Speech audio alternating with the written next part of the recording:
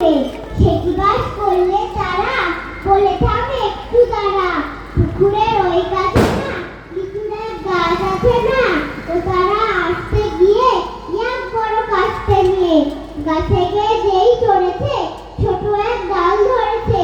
ও বাবা